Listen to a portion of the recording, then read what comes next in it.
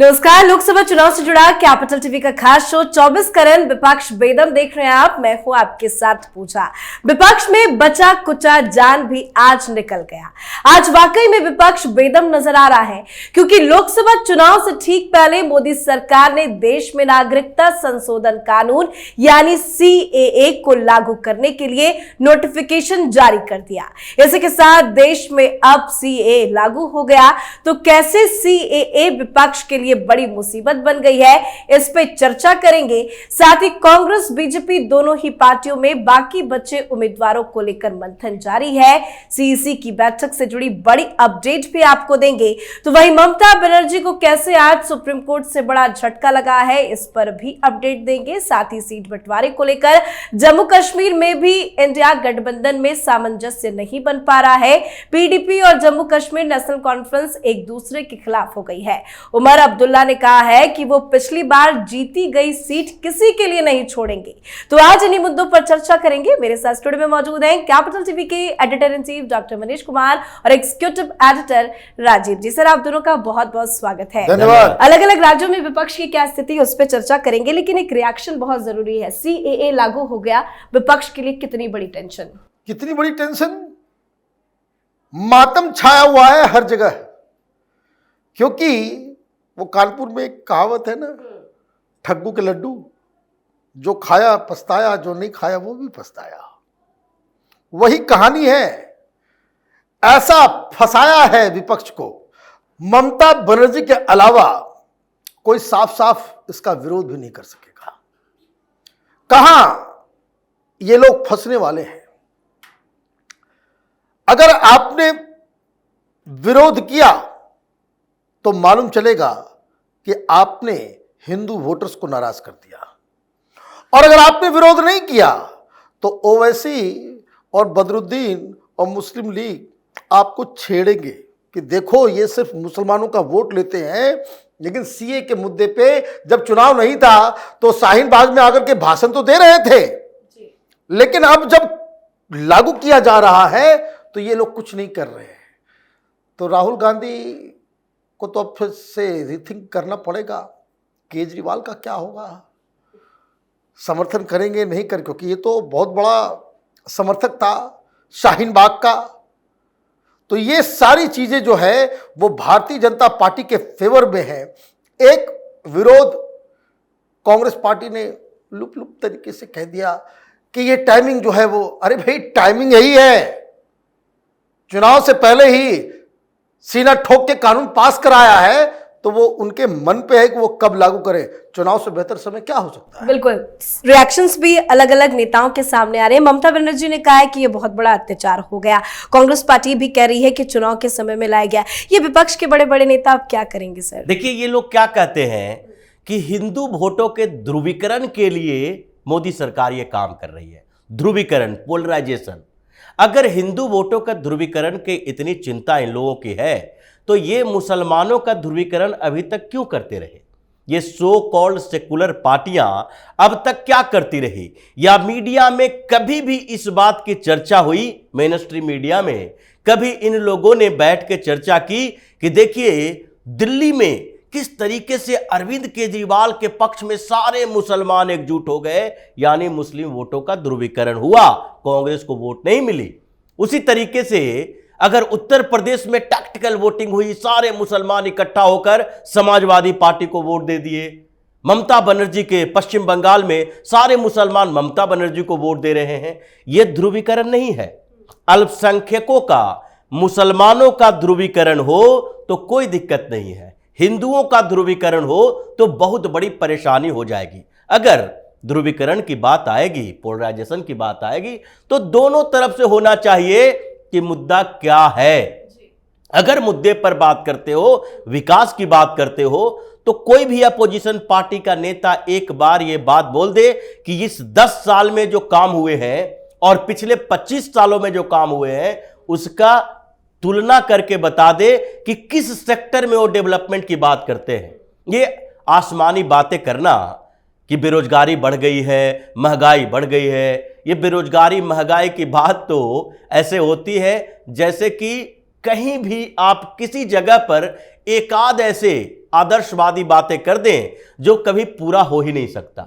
इसमें आंकड़े नहीं है, तथ्य नहीं है, हकीकत नहीं है, बस एक जुमला है कांग्रेस और विपक्षी पार्टियों की तरफ से। इसलिए इसमें जितना ये लोग चिल्लाएंगे उतना पीएम मोदी का वोट का आधार बढ़ेगा। इनको चिल्लाना चाहिए और उतना ही मोदी का समर्थन बढ़ता मतलब मोदी जी को उतना ही फायदा होगा। विपक्ष जितना भी चिल्ला ले, पीएम मोदी ने मास्टर स्ट्रोक तो चल दिया है। लेकिन अब दूसरी लिस्ट के लिए अलग अलग पार्टियों की बैठक भी चल रही है, सीएसी की भी बैठक चल रही है। क्या लगता है बिहार में क्या होगा, क्योंकि बिहार को लेकर चर्चा बहुत ज्यादा है। क्या वाकई में चिराग पासवान नाराज है? देखिए, कोई नाराजगी नहीं है, एब्सोल्युटली फॉल्स न्यूज। मैं बार बार कह रहा हूं, ये ठीक वैसा ही है कि यूपी के चुनाव से पहले यही दलाल पत्रकारों का गैंग जो है उसने हवा उड़ा दी। योगी जी को रिप्लेस किया जा रहा है, हटाया जा रहा है, मोदी और योगी में भिड़ंत हो गया था, पीएमओ से किसी को भेजा गया है, डिसीजन नहीं ले पा रहे हैं योगी आदित्यनाथ। इतना बवाल कर दिया इन लोगों ने कि भाई प्रधानमंत्री को तस्वीर खिंचानी पड़ी, मीडिया को देना पड़ा कि भाई पार्लियामेंट में पीछे हाथ रख। ये तमाशा करने वाले लोग सब हैं। इन लोगों को पॉलिटिकल रिपोर्टिंग की ABCD मालूम नहीं है, बवाल काट रहे हैं।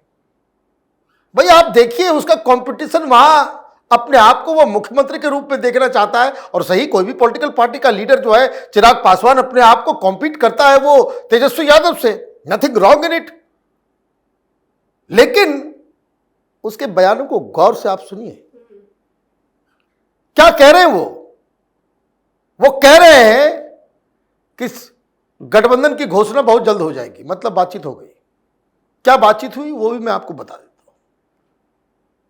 वहां जब ये पिछली बार दिल्ली आए, सारे लीडर से मुलाकात इन्होंने की, प्रधानमंत्री मोदी के सामने जाकर के कह दिया आप गार्जियन, आप जो तय कर देंगे वही हो जाएगा। नड्डा साहब से उन्होंने कहा कि भाई चेक कर दीजिए तो हमारा इज्जत मेरी बच जाएगी। डिसीजन हो गया। मतलब पॉलिटिकली बफून्स हैं ये लोग, हारे वो एक साथ कोई जाता है। वहां ये 3 सीट पे उनको लड़ने कहा जाए, भाई 3 सीट पे लो, अपना सीट अकेले भी जीतोगे तुमको मंत्री बना देंगे, वो 3 सीट लेकर के घर चला जाएगा। आप ये समझिए, what is his primary goal. अपनी पार्टी के लिए वो कोई नेता कहेगा कि भाई हमको कम सीट दो, निगोशिएशन तो करेगा ही, लेकिन प्राइमरी उसका मकसद क्या है कि चाचा जो बना हुआ मंत्री, उसको चाचा को हटा करके खुद वो मंत्री बने, सांसद बनकर के वो दिल्ली पहुंचे, 2-3 साथ में रहेगा, मजबूती हो जाएगी। उसको ये भी मालूम है कि मोदी के साथ नहीं रहेंगे तो एक भी नहीं जीतेंगे। भाई choice is very limited and clear. एक तरफ का पता नहीं, चुनाव जीतोगे नहीं जीतोगे, हारोगे क्या करोगे पता नहीं, दूसरी तरफ आप जीतोगे, मंत्री बनोगे, ये शर्तियां है। तो ये लोग भूल जाते हैं, पॉलिटिशियंस जो है बहुत तगड़े मौसम वैज्ञानिक होते हैं। It is good to have something in your hand rather than plenty in the bushes. बिल्कुल, हारी हुई पार्टियों के साथ कौन भी जाना चाहेगा। लेकिन ये तो बात हो गई सर बिहार की। जम्मू कश्मीर में क्या चल रहा है, क्योंकि उमर अब्दुल्ला कह रहे हैं कि जीती हुई सीट को वो किसी को भी नहीं देंगे। देना तो नहीं चाहिए। और उमर अब्दुल्ला ने एक ऑफर सिर्फ राहुल गांधी के लिए रखा। राहुल गांधी अगर अनंतनाग से चुनाव लड़ेंगे तो हम एक जीती हुई सीट उनको दे देंगे। ये पीडीपी कौन होते हैं, ये महबूबा को हम क्यों दें अपनी जीती हुई सीट। तीनों सीट पर जब नेशनल कॉन्फ्रेंस की जीत पिछली बार हुई है तो इस बार उसमें नेगोशिएशन का क्या मतलब है। वो कह रहे हैं कि 3 सीट हमें दो, जो बचे हुए 2 जम्मू की सीट है जहां भारतीय जनता पार्टी को कोई हरा ही नहीं सकता, वहां जाकर पीडीपी लड़े, कांग्रेस लड़े, कोई दिक्कत नहीं है। लद्दाख भी हम दे देंगे, वहां भी जाकर लड़ो, लेकिन ये घाटी की 3 सीटें हमें चाहिए। और उमर अब्दुल्ला ने तो साफ कह दिया कि कब इंडी अलायंस में हम थे, ये इंडिया ब्लॉक में कब हमने घोषणा की थी कि हम इसमें शामिल हैं। हमने तो कभी कही नहीं थी। हाँ, सपोर्ट कर रहे थे कि ठीक है विपक्ष साहब एक साथ आएंगे तो अच्छी बात है मोदी को हराने के लिए। लेकिन यहां पर स्थितियां बदल चुकी है जम्मू कश्मीर में। ये फारूक अब्दुल्ला, उमर अब्दुल्ला जानते हैं कि जब पहाड़ियों को एसटी का दर्जा दिया गया 4-5 पहाड़ी के बड़े बड़े लीडर भारतीय जनता पार्टी में शामिल हुए। एनसी के, पीडीपी के भी 2 लीडर भारतीय जनता पार्टी में शामिल हुए। अब वहां पर जो डिलिमिटेशन हुआ, उसके बाद अनंतनाग, बारामूला और श्रीनगर, ये तीनों जगह पर इक्वेशन बदल चुके हैं पूरी तरीके से। ऐसा नहीं कहा जा सकता कि एनसी या पीडीपी ये दोनों एक साथ भी चुनाव लड़े तो सिर्फ इन मुसलमानों के वोटों के आधार पर वो जीत सकती है। वहां पर भारतीय जनता पार्टी को 1 सीट मिलने की संभावना है। इसलिए जम्मू कश्मीर हो या फिर दूसरे स्टेट में जहां जहां ममता को भी आज झटका लग गया सुप्रीम कोर्ट से। ममता बनर्जी की बात तो कहा ही नहीं जा सकता। अभी भी मल्लिकार्जुन खड़गे क्या कह रहे हैं, हमारा दरवाजा खुला हुआ है ममता बनर्जी के लिए, अब 42 से क्या बढ़ाकर 52 सीट कर देंगे वहां।